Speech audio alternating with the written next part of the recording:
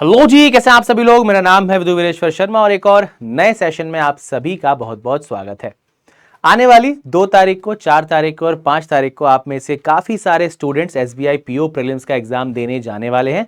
तो सबसे पहले तो भाई आप सभी को पूरी टीम की तरफ से ऑल द बेस्ट। बहुत अच्छे से हमने मेहनत की है और उस मेहनत का रिजल्ट अब हमारे सामने आ जाएगा जब हम पेपर देने जाएंगे। ओके, तो बढ़िया तरीके से पेपर अटेम्प्ट करके आइएगा। किसी भी प्रकार की कोई भी टेंशन नहीं लेनी है। अच्छे से हमने मेहनत की है, बस अब उसको अंजाम तक पहुंचाना है।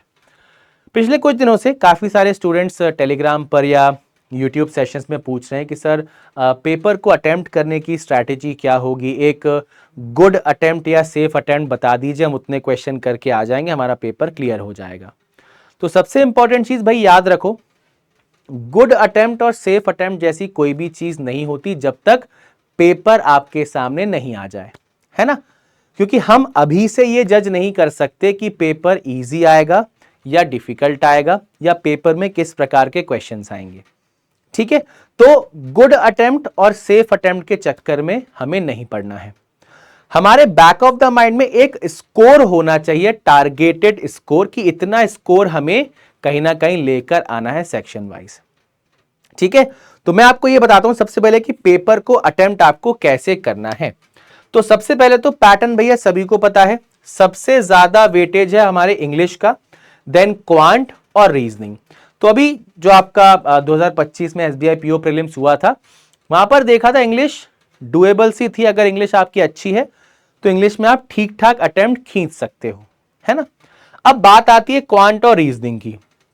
इन दोनों में से कोई एक सेक्शन मॉडरेट आएगा, एक सेक्शन डुएबल आएगा। वो रीजनिंग कठिन करके क्वांट को इजी कर सकते हैं या क्वांट को कठिन करके रीजनिंग को इजी कर सकते हैं। ठीक है, दोनों में से कुछ भी पैटर्न हो सकता है। रीजनिंग में क्या हुआ था भाई, मिसलेनियस के 5 ही सवाल आए थे और 25 क्वेश्चन पजल के आए थे। तो जो स्टूडेंट्स हमेशा मिसलेनियस के भरोसे बैठते हैं उनका तो पेपर अच्छा नहीं गया रीजनिंग का। बट जिन स्टूडेंट्स की पजल सिटिंग अरेंजमेंट की प्रैक्टिस बहुत अच्छी थी, उन्होंने डिसेंट इनफ क्वेश्चन वहां पर बनाए हैं।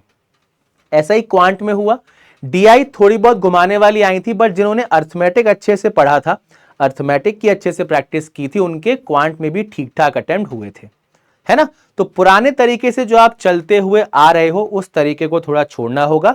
रीजनिंग में पूरी तरीके से मिसलिनियस के भरोसे नहीं बैठना है, क्वांट में पूरी तरीके से स्पीड मैथ्स के भरोसे नहीं बैठना है।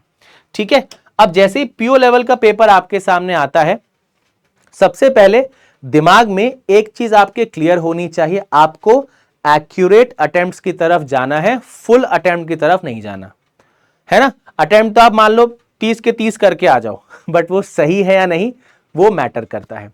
ये अगर आप क्लर्क का पेपर देने जा रहे होते तो मैं आपको बोलता मैक्सिमम से मैक्सिमम अटेम्प्ट की तरफ जाओ आप, बट पीओ के पेपर में कहानी थोड़ी बदल जाती, क्योंकि पेपर का लेवल भी थोड़ा कठिन होता है और आप पूरे क्वेश्चंस कर ही नहीं पाओगे। ठीक है, तो जो भी आप अटेम्प्ट करो, एक्यूरेट अटेम्प्ट आपको करना है। अब सबसे पहली चीज, पेपर जैसे आपका स्टार्ट होगा, सेक्शन आपका ओपन होगा, फटाफट से पहले आपको सेक्शन को स्कैन करना है। ऐसा क्यों बोल रहा हूं भाई, क्योंकि पेपर की शुरुआत होते टाइम ही आपके दिमाग में एक पिक्चर क्लियर होनी चाहिए, किस किस क्वेश्चन को अटेम्प्ट करना है, किस किस क्वेश्चन को स्किप करना है ना। अब ये अगर क्लर्क का पेपर होता ना, तो पहले क्वेश्चन से स्टार्ट करो, तर तर तर तर तर सारे क्वेश्चन सॉल्व करते जाओ, क्योंकि लेवल ही उतना आसान है। बट पीओ में क्या होगा, कुछ क्वेश्चन कॉम्प्लिकेटेड दिए जाएंगे, कुछ क्वेश्चन ऐसे होंगे जो दिखने में आसान होंगे बट एक्चुअल में कठिन होंगे। जैसे खासकर किसी पजल की बात करें, कई बार स्टूडेंट्स क्या करते हैं ना, पजल का साइज देखकर थोड़ा गुमराह हो जाते हैं। लेंदी पजल मतलब कठिन पजल, शॉर्ट पजल यानी कि इजी पजल, बट ऐसा नहीं होता। कोई पजल लेंदी है यानी कि इंफॉर्मेशन ज्यादा दी है, आप डायरेक्टली पिक करके बना सकते हो। कोई पजल छोटी है यानी कि इंफॉर्मेशन नहीं दी गई है, आपको मल्टीपल केसेस बनाने होंगे, है ना।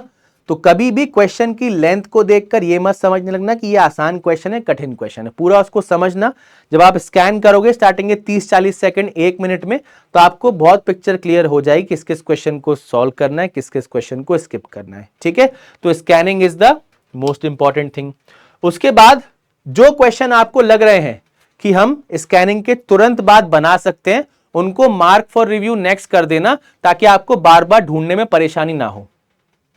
ठीक है, या फिर एक और काम कर सकते हो, जो क्वेश्चन आप डेफिनेटली बनाने वाले हो उनको मार्क फॉर रिव्यू नेक्स्ट कर दो। बाकी जो क्वेश्चन आप नहीं भी बना रहे बट आपको उसका टाइप पता लग चुका, उसको आप अपने रफ पेपर में लिख लो। फॉर एग्जाम्पल क्वेश्चन नंबर 15 जो है आपका फ्लोर पजल है, बट आपको थोड़ा सा कठिन लग रहा है, तो उसको मार्क फॉर रिव्यू नेक्स्ट तो हम नहीं करें क्योंकि हम सॉल्व नहीं करेंगे इमीडिएटली, बट हाँ दिमाग में एक चीज रहनी चाहिए कि क्वेश्चन नंबर 15 हमारा फ्लोर का पजल है, तो उसके अकॉर्डिंग आप फिर चेक कर सकते हो। ठीक है, स्कैन करते करते तुरंत उन क्वेश्चंस को मार्क फॉर रिव्यू करना है जिनको आप सॉल्व करने वाले, क्योंकि आपके उसके जैसे आप क्वेश्चन स्किप करोगे कलर हो जाएगा रेड, सबमिट करोगे ग्रीन, जब आप मार्क फॉर रिव्यू करोगे तो ब्लू या पर्पल कलर हो जाता है, तो आप डिफरेंशिएट कर पाओगे। ठीक है, चलो उसके बाद फास्ट स्किप। इस चीज में कई लोग मात खा जाते हैं, इसलिए उनके पेपर में अटेम्प्ट कम होते हैं। कोई क्वेश्चन नहीं समझ आ रहा ना, तो उसको ईगो पे नहीं लेना, कभी भी ये गड़बड़ मत करना।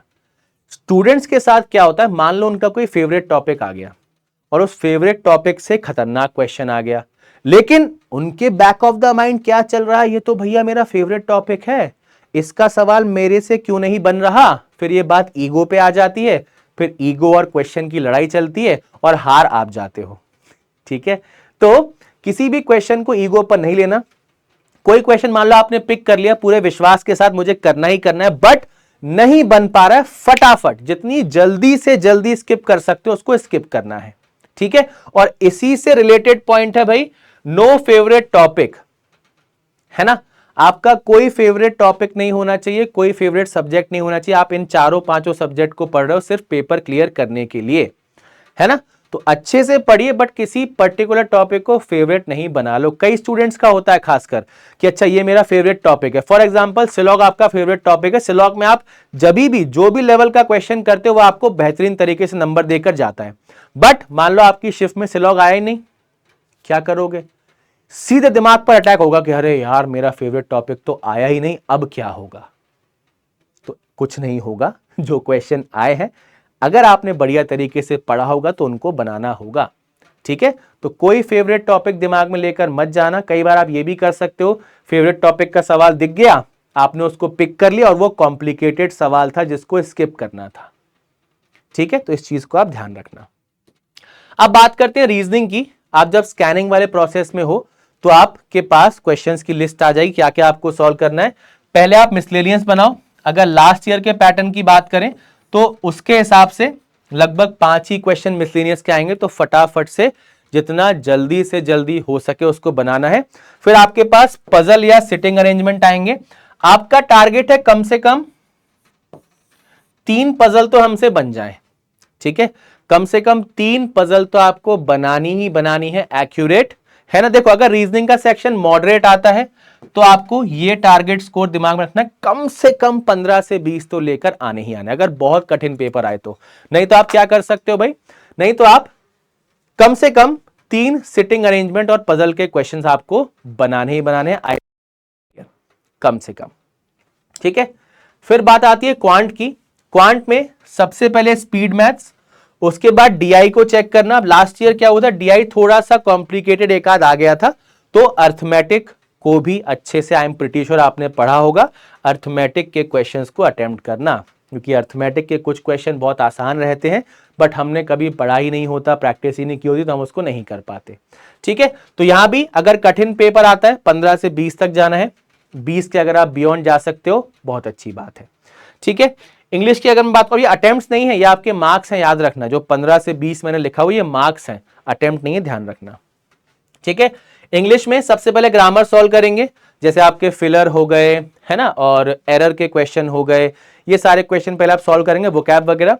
उसके बाद क्लोज टेस्ट पर आइएगा, फिर सबसे आखिरी में आरसी और पैराजंबल आप कर सकते हैं, और इसके अकॉर्डिंग आप बहुत अच्छे से जो अपने पेपर में अटेम्प्ट्स निकाल सकते हैं। ठीक है, इंग्लिश अगर आपकी वीक है, इंग्लिश में आपको लगता है कि नहीं सर ज्यादा हम नहीं कर सकते, तो लगभग 20 से 25 करने की आप कोशिश करना। जिनकी इंग्लिश थोड़ी सी अच्छी होती है वो लास्ट ईयर 30 के आसपास भी अटेम्प्ट करके आए, 30 to 35।